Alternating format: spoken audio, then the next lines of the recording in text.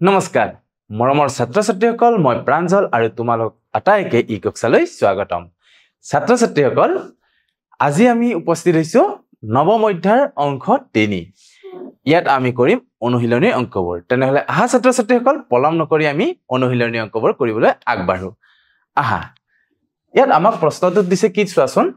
এখন বিদ্যালয়ৰ 6ষ্ঠ 7ম 8ম এই তিনিটা শ্ৰেণীৰ মুঠ 40 গৰাকী ছাত্ৰ ছাত্ৰীক প্ৰতিভা সন্ধানী পৰীক্ষাৰ বাবে বাছনি কৰা হ'ল তেওঁলোকৰ বয়সৰ তালিকাখন এনে ধৰণে দিয়া হৈছে এতিয়া ইয়াৰ ওপৰত আমাক কিছুমান প্ৰশ্ন উঠিছে যেনে ধৰণে ইয়াত চাব পাৰা তোমালোকে এনে ধৰণে এখন তালিকা দিছে এই তালিকাখন আমি পূৰণ কৰিব লাগে ইয়াত আমাক 9 বছৰটো কৰি দিয়া আছে 9 বছৰটো কৰি দিয়া আছে আমি কি কৰিম এতিয়া 10 বছৰ 11 বছৰ আৰু 12 বছৰ আৰু 13 বছৰ কিমান ছাত্ৰ ছাত্ৰী আছে তাৰ সংখ্যাটো নিৰ্ণয় কৰিম আহা তেন্তে যেহেতু আমাক 9 বছৰৰ কৰি দিছে গতিকে আমি 10ৰ পৰা আৰম্ভ কৰো 10ৰ কেইটা আছে চোৱাচোন ইয়াত 1 2 3 4 5 6 7 8 9 10 11 12 তো 10ৰ কাৰণে আমি কিমান পালো 12 পালো তেনেহলে আহা মই 12 টো লিখি ৰাখো 12ৰ কাৰণে আমি কি কৰিম 1 2 3 4 এনেকে দিলে 5 হৈ গল 1 2 3 4 10 হৈ গল আৰু দুডাল দিম আৰু ইয়াতে আমি লিখিম কিমান 12 বুলি তেনে ধৰণে 11 বছৰটো গণিলো আমি ইয়াত চোৱা এটা 11 বছৰ আমি গণিবলৈ গৈ আছো 11 বছৰটো গণিবলৈ হলে আমি কি কৰিম 1 2 3 4 5 6 7 8 9 তো ইয়াতে 11 বছৰৰ আমি কিমান পালো 9 পালো আৰু ইয়াত আমি 9 টো লিখিলো অৰ্থাৎ 11 বছৰৰ কাৰণে দাগ চিনৰ সহায়ত 9 টো বুজাম আমি আৰু ইয়াত আমি কি কৰিম 9 টো লিখি দিম তেনে ধৰণে আমি 12 আৰু 13 বছৰৰ নিৰ্ণয় কৰিম 12 বছৰৰ চোৱাচোন 12 বছৰৰ কিমান আছে এইখিনিত আছে নেকি চোৱাচোন এইটো হাৰিত 1 2 3 4 5 তো 12 বছৰৰ আমি কিমান পালো 5 পালো তেনেহলে 12 বছৰটো লিখি দিও আমি 12 বছৰত আছিল 5 1 2 3 4 5 আৰু ইয়াত আমি 5 লিখিলো 13 বছৰৰ কিমান আছিল 13 বছৰটো চাই লোৱা 13 বছৰটো আছিল কিমান 1 2 3 তো 3 পালো আমি তেতিয়া হলে 13 বছৰটো লিখি দিয়া 13 বছৰটো আমি কি লিখিম 3 লিখিম আৰু ইয়াতে 3 বুলি লিখিম ইয়াতে যোগফলটো চোৱাচোন 1 2 3 3 9 3 12 12 তে 20 শূন্য 20ৰ শূন্য হাতত গল 2 1 1 2 2 40 তো যোগফলটো আমি 40 পালো মানে আমাৰ গণনাটো ঠিকে আছে এতিয়া ইয়াৰ ওপৰত আমাক কি প্ৰশ্ন দিছে চোৱা প্ৰথম প্ৰশ্নটো দিছে 12 বছৰতকৈ কম বয়সৰ কিমান গৰাকী ছাত্ৰ ছাত্ৰী আছে তাৰ কাৰণে আমি কি কৰিম প্ৰথমতে এই তথ্যবোৰ লিখি লওঁ 10 বছৰত আছিল কিমান গৰাকী 12 তাৰ পিছত 11 বছৰৰ কাৰণে আছিল 9 12 বছৰৰ কাৰণে আছিল 5 আৰু 13 বছৰৰ কাৰণে আছিল 3 এই তিনিটা যোগ কৰি দিব লাগিব যোগ কৰিলে কিমান পাম আমি 11 12 হৈ গল 23 23 9 32 গতিকে আমি ইয়াৰ উত্তৰ লিখিম 12 বছৰতকৈ কম বয়সৰ 32 গৰাকী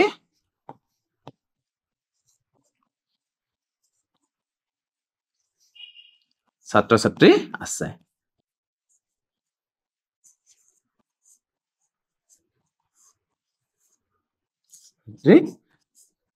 আছে তেনে ধৰণে তাৰ পিছৰ প্ৰশ্নলৈ আহা তাৰ পিছৰ প্ৰশ্নটোত কি দিছে চোৱা ইয়াত আমাক দিছে 9 বছৰ আৰু 13 বছৰৰ মুঠ কিমান গৰাকী ছাত্ৰ ছাত্ৰী আছে 9 বছৰৰ আছিল 11 গৰাকী আৰু 13 বছৰৰ মুঠ কিমান গৰাকী আছিল 3 গৰাকী আছিল 9 বছৰ আৰু 13 বছৰৰ মুঠ কিমান গৰাকী ছাত্ৰ ছাত্ৰী থাকিব 11 আৰু 3 যোগ কৰিলে ইয়াতে আমি কম 14 গৰাকী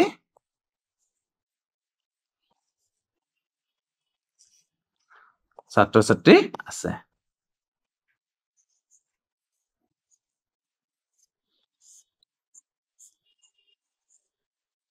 তেনে ধৰণে তাৰ পিছৰ প্ৰশ্নটো চোৱা তাৰ পিছৰ প্ৰশ্নটো দিছে যে আটাইতকৈ বেছি বয়সৰ কিমান গৰাকী ছাত্ৰ ছাত্ৰী আছে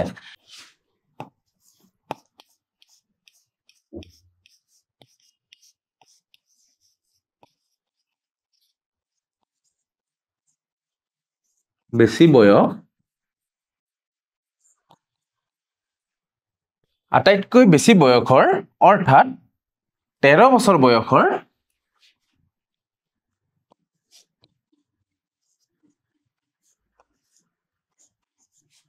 13 বছৰ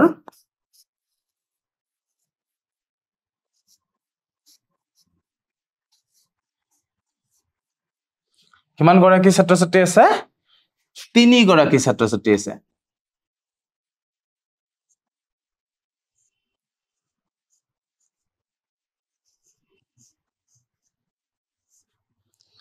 ছাত্ৰ ছাত্ৰী আছে তেনে ধৰণে তাৰ পিছৰ প্ৰশ্নটো চোৱা তাৰ পিছৰ প্ৰশ্নটোত কৈছে যে কোনটো বয়সৰ ছাত্ৰ ছাত্ৰীৰ সংখ্যা আটাইতকৈ কম আছিল 13 বছৰ বয়সৰ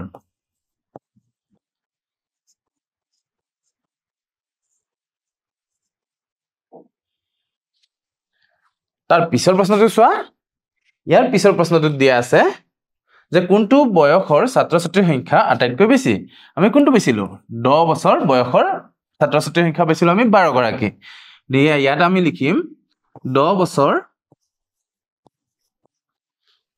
বয়সৰ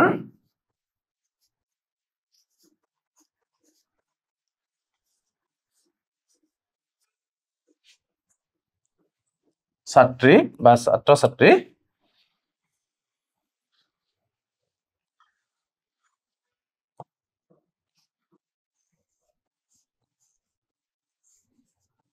সংখ্যা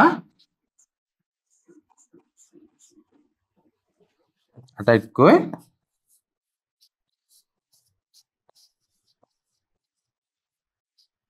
বেছি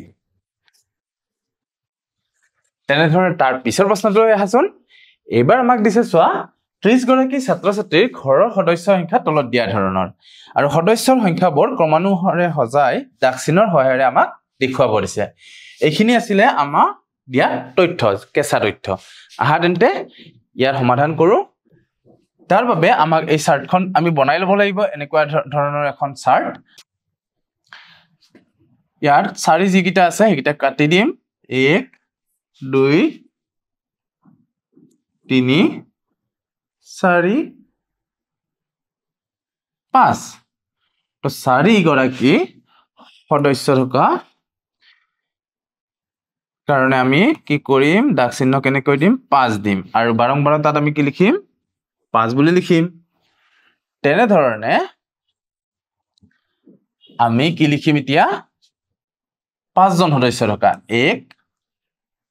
2 3 4 4 পালো গতিকে ইয়াত আমি লিখিম 2 3 4 আৰু ইয়াত লিখিম আমি 4 তেনে ধৰণে আমি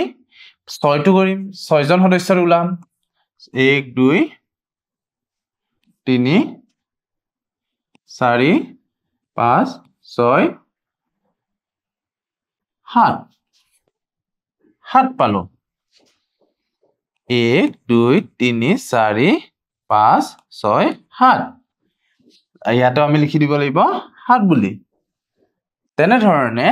7 জন সদস্য থকা চোৱা 1 2 3 4 5 6 7 জনৰ পালো আমি 6 দাগ চিহ্নত আমি 6 দিম আৰু ইয়াত বাৰংবাৰ তাত অৰ্থাৎ সংখ্যাটো বা ইয়াতে লিখিব পাৰা পৰিয়ালৰ সংখ্যা বুলিও লিখিব পাৰা 6 পালো আমি তেনেকৈ 8ৰ চোৱা 8ৰ কিমান আছে 1 2 3 4 5 8 কিমান পালো আমি 5 পালো গতিকে 8 আমি কি লিখিম 1 2 3 4 5 আৰু ইয়াতে আমি 5 বুলি লিখি দিব লাগিব তেনে ধৰণে 9 গৰাকী আছে নে 9 গৰাকী নাই গতিকে 9 গৰাকী আমি লিখিব নালাগে আকৌ আৰু 10 চোৱা এতিয়া 10 1 2 3 10 পালো আমি 3 10 পালো আমি 3 ইয়াত আমি লিখিম 3 ইয়াতে তো নাছিলে গতিকে ইয়াত আমি লিখিম 0 এতিয়া এই আটাইবোৰ যোগ কৰি চোৱা 5 4 9 9 হাতে 16 16 22 22 পাছে 27 27 3 30 30 গৰাকী পৰিয়াল হৈ গল 30টা পৰিয়ালৰ এতিয়া আহা পৰৱৰ্তী প্ৰশ্নলৈ আহা তেন্তে ছাত্ৰ ছাত্ৰীসকল ইয়াত দিছে চোৱা কোনো এটা শ্ৰেণীৰ গণিত অসমীয়া বিজ্ঞান সমাজ বিজ্ঞান আৰু ইংৰাজী বিষয়সমূহ ভাল পোৱা ছাত্ৰ ছাত্ৰীৰ সংখ্যা তলত দিয়া ধৰণৰ ইয়াত কৈছে যে এগৰাকী ছাত্ৰ ছাত্ৰীয়ে যিকোনো এটা মাত্ৰ বিষয়েহে প্ৰিয় বিষয় বুলি ক'ব পাৰিব আহাচোন ইয়াৰ ওপৰত কি প্ৰশ্ন দিছে চাও ইয়াত কৈছে যে শ্ৰেণীটোৰ মুঠ ছাত্ৰ ছাত্ৰীৰ সংখ্যা কিমান যেহেতু ইয়াতে স্মাইলে কি বুজাইছে এজন ছাত্ৰ বা ছাত্ৰীক বুজাইছে গতিকে আমি কি কৰিম এই স্মাইলি খিনি গণি দিলেই আমি মুঠ ছাত্ৰ ছাত্ৰীৰ সংখ্যাটো পাই যাম তো মুঠ ছাত্ৰ ছাত্ৰীৰ সংখ্যা কিমান পালো 41 গৰাকী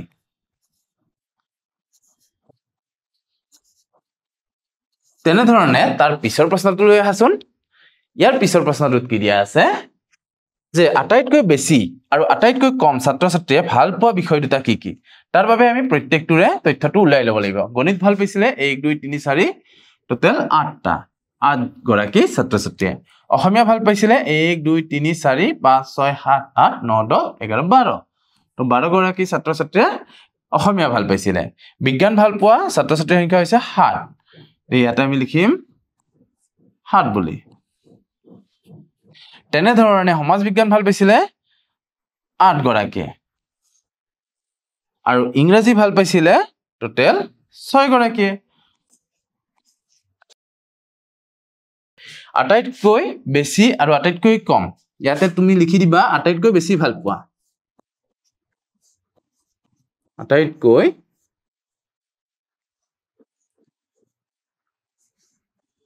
বেছি ভাল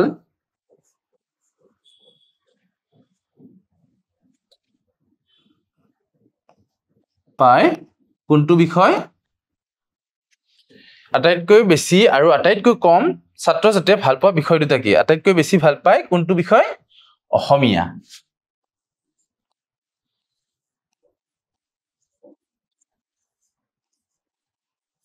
আৰু আটাইতকৈ কম ভাল পায় কোনটো বিষয় আটাইতকৈ কম আছিলে কোনটো ইংৰাজী আটাইতকৈ বেছি আছিলে কোনটো অসমীয়া গতিকে কি হ'ব আটাইতকৈ কম ভাল পায় ইয়াতে লিখিব লাগিব ইংৰাজী তেনেহলে ছাত্ৰ ছাত্ৰীসকল আহা তেন্তে তাৰ পিছৰ প্ৰশ্নলৈ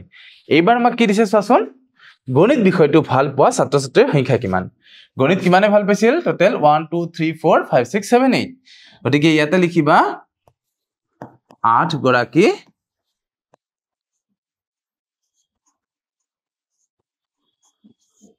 ছাত্ৰ ছাত্ৰীয়ে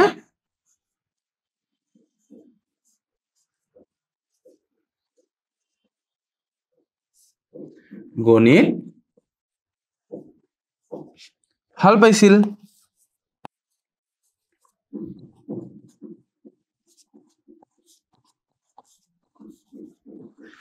তেনেকৈ আহাচোন তাৰ পিছৰ প্ৰশ্নলৈ এইবাৰ আমাক সুধিছে চোৱাচোন কি সুধিছে যে অসমীয়া বিষয়টো ইংৰাজী বিষয়তকৈ কিমান গৰাকীয়ে বেছি ভাল পায় অসমীয়া ভাল পাইছিলে কিমান 12 গৰাকীয়ে হয় না কিমান গৰাকীয়ে ভাল পাইছিলে 12 গৰাকীয়ে ইংৰাজী ভাল পাইছিলে কিমান 6 গৰাকীয়ে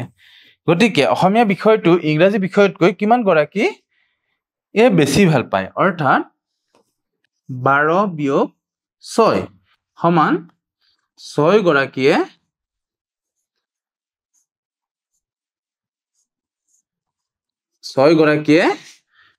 অসমীয়া বিষয়টো ইংৰাজী বিষয়তকৈ বেছি ভাল পায় আমি এনে ধৰণে উত্তৰটো ক'ব পাৰো আহা তেন্তে তাৰ পিছৰ প্ৰশ্নলৈ তাৰ পিছত প্ৰশ্ন এটা দিয়া আছে চোৱাচোন এখন গাঁৱৰ 5 ঘৰ মানুহৰ ঘৰত থকা পোহনীয়া প্ৰাণীৰ সংখ্যা দিয়া আছে তলত আৰু হেতু আছিলে এনে ধৰণৰ বুধিন কণমাই গোমচেং নাজমা আৰু নিহা এতিয়া যিকোনো এটা প্ৰতীক লৈ তালিকাখন চিত্ৰলেখৰ সহায়ত দেখুৱাব দিছে লগতে তলৰ প্ৰশ্নবোৰৰ উত্তৰ দিব দিছে আহাচোন তেনেহলে ছাত্ৰ ছাত্ৰীসকল আমি চিত্ৰলেখ তৈয়াৰ কৰো ইয়াত এটা পোহনীয়া প্ৰাণী সমান আমি এটা কিবা চিত্ৰ ল'ব লাগিব ধৰি লোৱা এটা ত্ৰিভুজ হিচাপত মই এনে ধৰণে এটা পোহনীয়া প্ৰাণী হিচাপত ধৰি লৈছো এতিয়া বুধিনৰ কিমান আছিল চোৱাচোন বুধিনৰ ঘৰত ঘৰচীয়া প্ৰাণীৰ সংখ্যা আছিল 10 আৰু ইয়াত এটা ত্ৰিভুজ মানে এটা পোহনীয়া প্ৰাণী বুজাইছে গতিকে ইয়াত কেইটা ত্ৰিভুজ আঁকিব লাগিব 10টা আঁকিব লাগিব 1 2 3 4 5 6 7 8 9 10 তো এনে ধৰণে আমি আঁকিব লাগিব তেনে ধৰণে তুমি যদি কণমাইৰ আঁকা কণমাইৰ কিমান আছিল কণমাইৰ আছিল পোহনীয়া প্ৰাণীৰ সংখ্যা 8 গতিকে আমি কেইটা ত্ৰিভুজ আঁকি দিম 8টা ত্ৰিভুজ আঁকি দিম 1 2 3 4 5 6 7 8 তেনে ধৰণে গোমচেঙৰ যদি চোৱা গোমচেঙৰ কিমান আছিল গোমচেঙৰ আছিল 5 গতিকে ইয়াতে আমি কি দিম 5টা ত্ৰিভুজ 1 2 3 4 5 তেনে ধৰণে নাজমা আৰু নিখাৰটো চোৱা নাজমা আৰু নিখাৰ কি আছিল 8 আৰু 11 গতিকে নাজমাৰ কাৰণে 8টা ত্ৰিভুজ আৰু নিখাৰ কাৰণে 11টা ত্ৰিভুজ আমি আঁকি দিব লাগিব ইয়াতে কেইটা আঁকিম 8টা 2 3 4 5 6 7 8 8টা ত্ৰিভুজ আঁকি দিলো আৰু নিহাৰ কাৰণে লাগিব 11টা 1 2 3 4 5 6 7 8 9 10 11 বুজিলে ছাত্ৰ ছাত্ৰীসকল এনে ধৰণে আমি অতি সহজে চিত্ৰৰ সহায়ত কোনো এটা তথ্য আমি দেখুৱাব পাৰো আহা তেন্তে ছাত্ৰ ছাত্ৰীসকল তাৰ পিছৰ প্ৰশ্নলৈ এবাৰ আমাক কি প্ৰশ্ন দিছে চোৱাচোন 1 টো দিছে যে কাৰ ঘৰত আটাইতকৈ বেছি প্ৰাণী আছে কোৱাচোন তোমালোকে নিশ্চয় আমি দেখাই পাই আছো নহয় জানো কাৰ ঘৰত আটাইতকৈ বেছি প্ৰাণী আছে যে নিহাৰ ঘৰত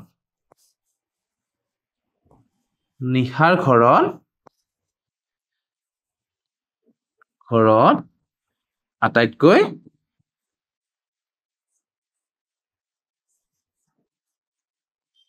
বেছি প্ৰাণী আছে বুজি পালা তাৰ পিছত চোৱা তাৰ পিছত কি দিয়া আছে যে আটাইতকৈ বেছি আৰু আটাইতকৈ কম প্ৰাণীৰ মাজৰ পাৰ্থক্য কিমান আটাইতকৈ বেছি কিমান আছিল নিহাৰ ঘৰত 11 আৰু আটাইতকৈ কম আছিল গোমচেঙৰ আটাইতকৈ বেছি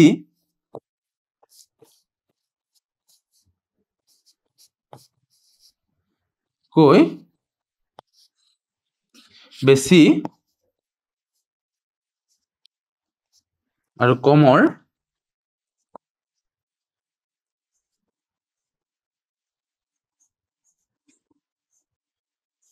পাৰ্থক্য হ'ব 11 পৰা 5 টো বিয়োগ কৰি দিয়া মান 6 তো এইটো হৈ যাব উত্তৰ পাৰ্থক্য হৈ যাব 6 তাৰ পিছৰ প্ৰশ্নটো চোৱা তাৰ পিছৰ প্ৰশ্নটো দিছে যে নিহাৰ ঘৰৰ প্ৰাণীৰ সংখ্যা গোমচেঙৰ ঘৰৰ প্ৰাণীৰ সংখ্যাতকৈ কিমান বেছি এটো ইতিমধ্যে ওলালে কিমান আছিল 6টা কি হ'ব বেছি হ'ব 6টা বেছি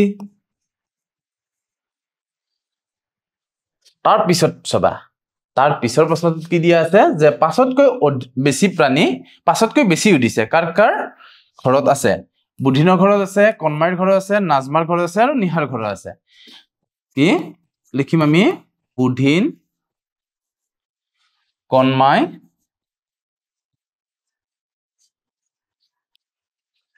নাজমা আৰু কাৰ ঘৰ আছে নিহাৰ ঘৰ আছে